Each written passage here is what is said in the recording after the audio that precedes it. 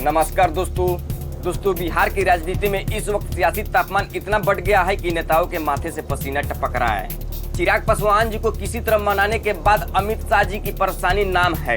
जीतन मांझी और उपेंद्र कुशवाहा जी दोनों नेता खुलेआम नाराज चल रहे हैं और उनकी नाराजगी वजह है सीटों का खेल। कुशवाहा और मांझी दोनों को लग रहा है कि एनडीए में उनकी पार्टी के साथ न्याय नहीं हो रहा है। अब सुनिए कहानी जरा विस्तार से। बीजेपी और जेडीयू के बीच सीट बंटवारे की डील लगभग तय हो चुकी है, लेकिन जैसे ही छोटे सहयोगी दलों की बारी आई तो राजनीति में हलचल मच गई। पहले उपेंद्र कुशवाहा जी ने सोशल मीडिया पर पोस्ट करके सबको चौंका दिए हैं। उन्होंने कहे मीडिया में जो खबरें चल रही है कि मुझे 6 से 7 सीट मिल रही है वो पूरी तरह झूठी है, वार्ता भी पूरी तरह नहीं हुई है। अब भाई जब कोई नेता खुद लिख दे कि बात अभी पूरी तरह नहीं हुई तो समझ लीजिए अंदर खाने में कुछ गड़बड़ जरूर है। दरअसल कुशवाहा ने कुछ दिन पहले साफ कहे थे कि उनकी पार्टी को 24 सीट चाहिए। अब भले ही वो जानते हैं कि 24 सीटें मिलना मुश्किल है, लेकिन उनका प्लान था कि दबाव बनाकर 10 से 12 सीटें तो मिल ही जाएगी।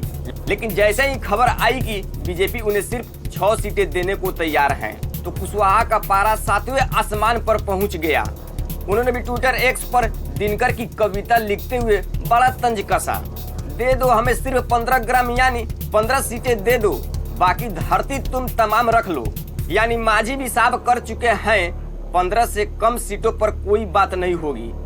अब सोचिए, एक तरफ कुशवाहा 24 की मांग कर रहे हैं, दूसरी तरफ मांझी जी 15 सीटें चाहते हैं और बीजेपी के पास इतना सीटें ही नहीं कि सबको खुश किया जा सके। इसलिए अमित शाह जी खुद मैदान में उतर गए हैं। सूत्रों के मुताबिक उन्होंने दोनों नेताओं को दिल्ली बुला लिए।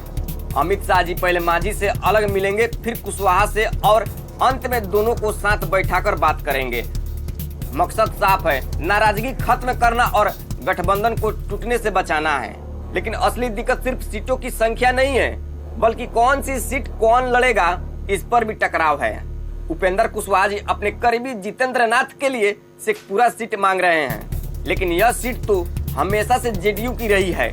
2020 में यहाँ से जेडीयू के रणधीर सोनी जी लड़े थे जो राजद से हार गए थे।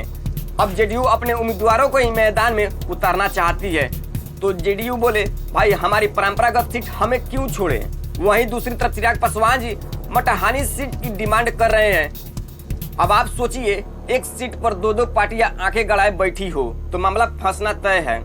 इसी बीच सीट शेयरिंग के 2 फॉर्मूले सामने आए हैं। जेडीयू 102 सीटें, बीजेपी 101 सीटें, लोजपा रामविलास पासवान जी 24 सीटें, हम मांझी जी 10 सीटें, आरएलएम कुशवाहा 6 सीटें। दूसरा फॉर्मूला जेडीयू 105 सीटें, बीजेपी 103 सीटें, लोजपा 22 सीटें, हम 7 सीटें, आरएलएस 5 सीटें। अब सवाल यह है कि क्या मांझी और कुशवाहा इन आंकड़ों से खुश होंगे, क्योंकि दोनों की मांग इससे दुगुनी है।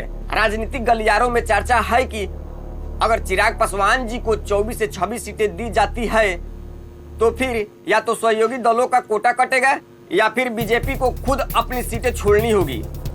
और भाई बीजेपी इतनी आसानी से अपनी सीटें देने वालों में से नहीं है। अब सबकी निगाहें लगी है, जब सीट शेयरिंग का पूरा समीकरण सामने आ जाएगा तब पता चलेगा कि एनडीए एकजुट रहा या भीतर ही भीतर फट पड़ेगा।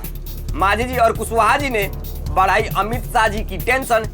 एनडीए में मचा बवंडर, चिराग के बाद 2 और बागी। फिलहाल तो बिहार की सियासत में यही चर्चा है।